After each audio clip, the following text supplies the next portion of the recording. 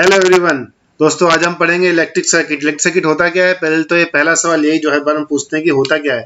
तो होता क्या है इलेक्ट्रिक सर्किट के लिए आप जान लो। इलेक्ट्रिक तो पहले वही वही जवाब है इसका जो पहले था।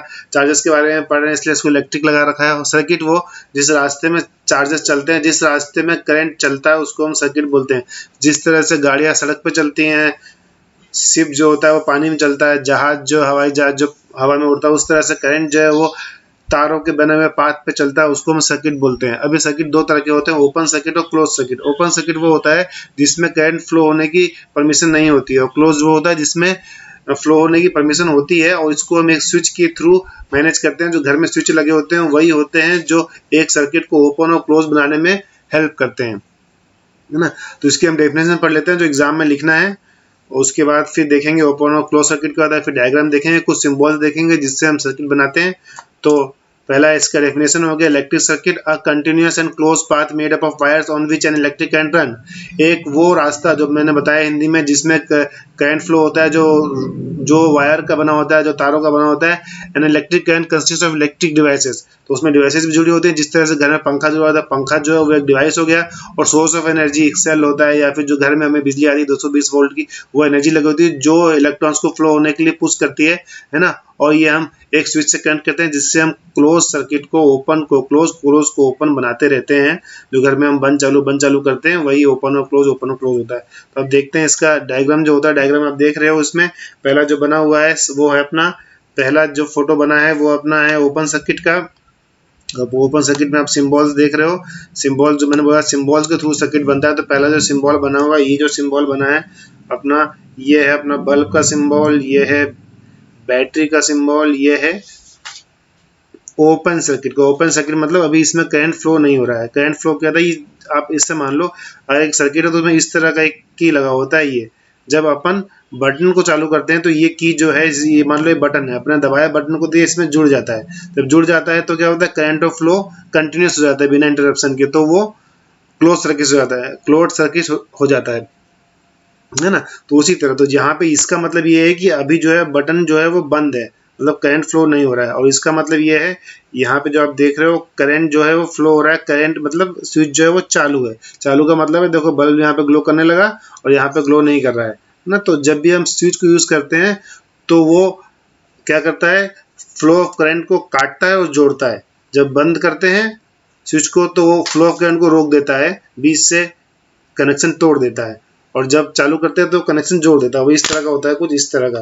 ये कनेक्शन जुड़ गया और ये कनेक्शन उड़ गया। जब ये ऐसे होता है बंद करने में, तब कनेक्शन चालू होता है, तब फ्लो होने लगता है। जब इसको अपन स्विच को बंद कर देते हैं तो ये ओपन हो जाता है और करंट फ्लो नहीं होता है ना। तो उसको हम बोलते हैं ओपन और क्लोज सर्किट। अब डेफिनेशन क्या होता है, open circuit and circuit is defined as an electric circuit in which current does not flow. जो बता चुका हूँ, इसमें फ्लो करंट, जिसमें करंट फ्लो नहीं होता है। दूसरा जिसमें करंट फ्लो होता है कंटिन्यूअस बिना इंटरप्शन के, उसको हम क्लोज सर्किट बोलते हैं। अब इसके सिंबल जो पढ़ने हैं, सिंबल जो हर सर्किट को बनाने में काम आते हैं, तो सिंबल्स ये हैं। सिंबल इस तरह के हैं। कंपोनेंट देख लो कि इलेक्ट्रिक सेल का क्या होता है, ये दो डंडी होती है, दो डंडी और प्लस, जो बड़ी डंडी वो प्लस का होता है, छोटी डंडी माइनस का। बहुत सारे सेल जुड़े होते हैं, बैटरी बन जाता है। ये ब्रैकेट जो बना होता है वो ओपन सर्किट के लिए होता है, ओपन स्विच के लिए। वो ब्रैकेट के बीच में पॉइंट बना दिया, मतलब वो क्लोज्ड हो गया। ये तार जोड़ने के लिए, तार का ज्वाइंट होगा वैसे दिखाएंगे।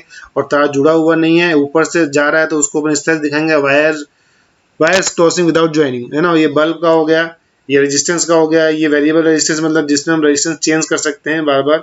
एक ही है बार बार एक ही इंस्ट्रूमेंट में वैल्यू ऑफ रेजिस्टेंस चेंज कर सकते हैं, उसको हम रियोस्टेट बोलते हैं। और वेरिएबल रेजिस्टेंस, ये एमीटर हो गया जिससे हम करंट को नापते हैं। ये वोल्ट मीटर हो गया जिससे हम वोल्ट को नापते हैं, ठीक है ना। ये सिंबल्स हो गए, इससे हम सर्किट बनाएंगे। अब एक चीज जो बच गई, इसके बाद जो हम पढ़ेंगे वो है flow of current. Flow of current जो होता है वो कहाँ होता है। फ्लो ऑफ करंट देखो, एक कंडक्टर है, ये कंडक्टर है, ये कंडक्टर बनाया अपन ने। इस कंडक्टर में क्या होता है, इस कंडक्टर में इलेक्ट्रॉन्स होते हैं, बहुत सारे इलेक्ट्रॉन्स हैं, कहीं भी घूम रहे हैं अपनी मर्जी से, कोई उनका डायरेक्शन नहीं है ना।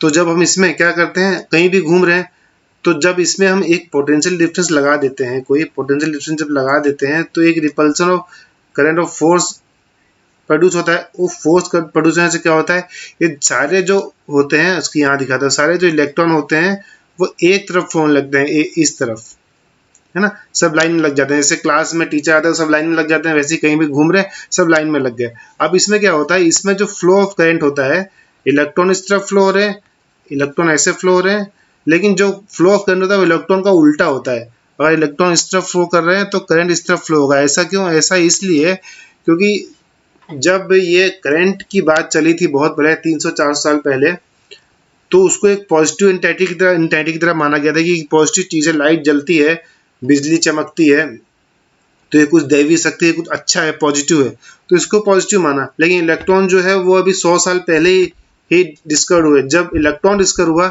तब लोगों को समझ में आया था यार flow of electron he flow of current होता है, तो जिस तरफ इलेक्ट्रॉन बह रहे हैं उस तरफ करंट का फ्लो होना चाहिए।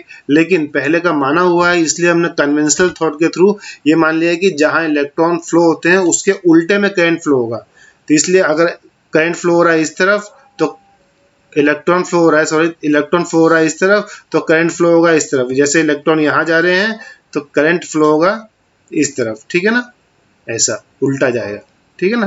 तो ये जो था फ्लो ऑफ करंट होते हैं। तो इलेक्ट्रॉन और पोटेंशियल डिफरेंस, ये जो अपने वोल्टेज लगाया इसी को हम पोटेंशियल डिफरेंस बोलते हैं। और कंटिन्यूस फ्लो बनाने के लिए अपन को क्या करना है, इसमें दोनों में डिफरेंस जो है वो मेंटेन रखना है, तभी फ्लो होगा जब ये डिफरेंस मेंटेन होगा। अगर डिफरेंस मेंटेन नहीं होगा दोनों ए बी पॉइंट में तो फ्लो ऑफ करंट जो वो रुक जाएगा, है ना। तो ये टॉपिक ये डिस्कस हो गया आज के लिए इतना ही।